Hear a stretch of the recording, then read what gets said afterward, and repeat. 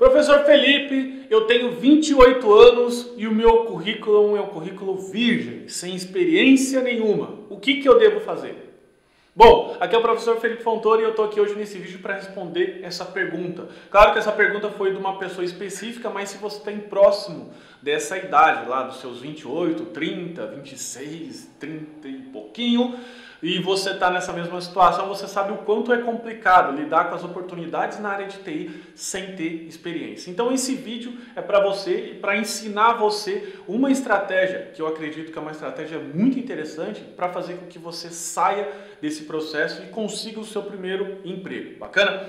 E sempre é bom lembrar que se você gosta dos meus vídeos, gostaria de e gosta do assunto desse vídeo e gostaria de receber mais assuntos como esse, clica aqui no curtir e inscreva-se no canal. E é sempre bom lembrar também que aqui abaixo há uma palestra online gratuita falando mais sobre o assunto, porque um vídeo do YouTube ali de 5, 10 minutos não dá para a gente falar com um nível de detalhe que é necessário. Então essa palestra de 2 horas é totalmente gratuita, você pode se inscrever, agendar seu horário e participar, porque o conteúdo lá é um conteúdo muito mais detalhado como esse. Mas voltando ao assunto desse vídeo, qual é a estratégia? Bom, hoje a grande maioria das empresas pedem para que você tenha experiência, tá certo? Mas vamos entender, vamos dar um passo para trás e entender a motivação, por que essas empresas pedem para você ter experiência. Bom, primeiro que a relação de trabalho hoje no Brasil é uma relação que precisa ser duradoura. Por que precisa ser duradoura? Por 2 motivos. O primeiro motivo, que é o motivo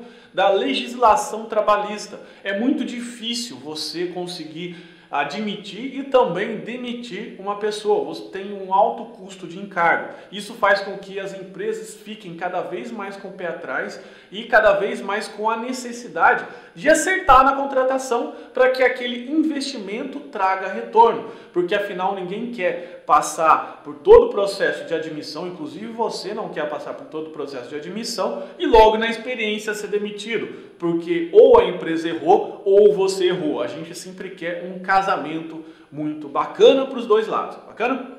E também pela necessidade de orçamento e tempo de um projeto. Muitas vezes você que não tem tanta experiência não conseguiria agregar de fato com a rapidez e a experiência necessária para que aquele projeto saia do papel de um tempo 0 a X. Ou seja, muitas vezes esse tempo é um tempo muito agressivo que faz com que somente um profissional com mais experiência e mais gabarito técnico consiga, tá certo? Então são esses 2 aspectos. Normalmente, o primeiro aspecto é o aspecto que pega de verdade, ou aquele aspecto em que eu quero uma pessoa muitas vezes sem tanta experiência, mas é uma pessoa que se encaixa ao meu perfil, mas eu preciso ter um mínimo de garantias para que eu não contrate uma pessoa que não tem nada a ver com o processo que eu estou procurando, eu como empresa.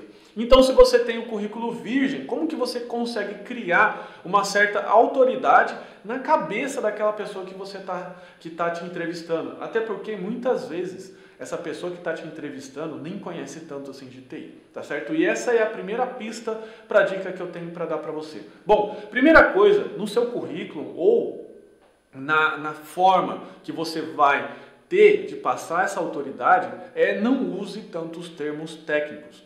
Tá? Então, por exemplo, se você conhece, eu fiz um curso numa determinada tecnologia, vamos colocar aqui, eu fiz um curso em .NET, C#, por exemplo, tá? E lá no C# existem muitas tecnologias, né, subtecnologias ou bibliotecas ou frameworks que você pode estar utilizando e você não vai, obviamente, colocar só isso como uma descrição. Então, por exemplo, eu estudei .NET e lá aprendi banco de dados, Microsoft SQL Server, daí eu aprendi também sobre como fazer tal coisa e tal, você vem e coloca uma sopa de letrinhas lá só de palavras-chave. Não! Isso aí é um dos elementos que você precisa colocar. Você precisa escrever o que você fez lá para um outro humano, ou seja, para uma pessoa que não tem tanta vivência em toda aquela sopa de letrinha. Então, em vez de você escrever só a tecnologia que você vai colocar assim, olha, nesse projeto aqui eu fiz o login do usuário, eu fiz relatórios, eu utilizei tal tecnologia para gerar um PDF. Aqui eu utilizei, por exemplo, essa biblioteca para poder fazer a comunicação com o banco de dados, por exemplo, se for em Java, usei o Hibernate. Enfim, você vai colocar o que aquela tecnologia fez para um outro humano, para aquele recrutador, aquela pessoa de área de RH, porque ele leu as necessidades do projeto da empresa e precisa trazer uma pessoa boa. Então, por exemplo, ele falou assim, bom, aqui o líder técnico da empresa falou assim para mim, que a pessoa, o meu projeto aqui, ele trabalha com relatórios, são muitos relatórios, e essa pessoa falou que fez um projeto que tinha relatórios. Eu acho que isso dá casamento. Tá certo? Então, é diferente de você fazer com que esse recrutador precise entender que você estudou Jasper Reports, por exemplo, para poder gerar PDF. Não tem como ele adivinhar isso. Então, se você colocar só que você usou um gerador de PDF em relatórios, o nome dele, por exemplo, Jasper, no caso do Java, meio que fazer com que quase seja obrigação do recrutador ser um programador. E ele não é um programador na grande maioria das vezes. Aquele recrutador de primeiro nível, aquele que faz o primeiro filtro dos currículos, ou, enfim, dos recursos que você colocou, tá certo? A segunda dica, que é uma segunda dica muito importante também, é você sair do fluxo normal de currículos, ou seja, tenha o seu currículo, mas seja também encontrável na web. Monte lá o seu website pessoal, coloque lá um blog do seu dia a dia como programador, mas de novo, para outro humano, para de repente um gerente de TI que está procurando uma pessoa que faça um determinado projeto. Quando você está procurando alguma coisa, qual o primeiro site que você abre? É o Google, tá certo? Então de repente ele vai começar a achar você. É óbvio que ele não vai, dependendo da situação, ele não vai ligar de primeira para você, mas ele vai começar a te acompanhar e você vai começar a criar uma certa autoridade na cabeça daquela pessoa sem nunca ter conhecido ela. Tá certo? Então essa é uma estratégia bastante interessante. E com relação à falta de projetos. Bom, projeto com certeza enriquece, tanto que existe uma coisa chamada de portfólio. Então você precisa criar o seu portfólio. E para isso você tem algumas estratégias que eu posso te dar como dica. Primeira coisa, trabalhos gratuitos. Você vai deixar bem claro para a pessoa que você vai resolver um problema dela, tá certo? Ou de graça ou com um valor, com um desconto muito generoso, porque você quer ter portfólio. Você vai falar para ela assim, olha, eu vou criar aqui um cadastro de cliente para você, tem que ser uma coisa rápida, não pode ser um sistema gigantesco, uma coisa rápida. Olha, eu vou criar aqui um cadastro de clientes com relatório de clientes para você, mas eu vou cobrar barato porque eu não tenho tanta experiência na área, gostaria de entrar na área e eu vou usar você como meu portfólio.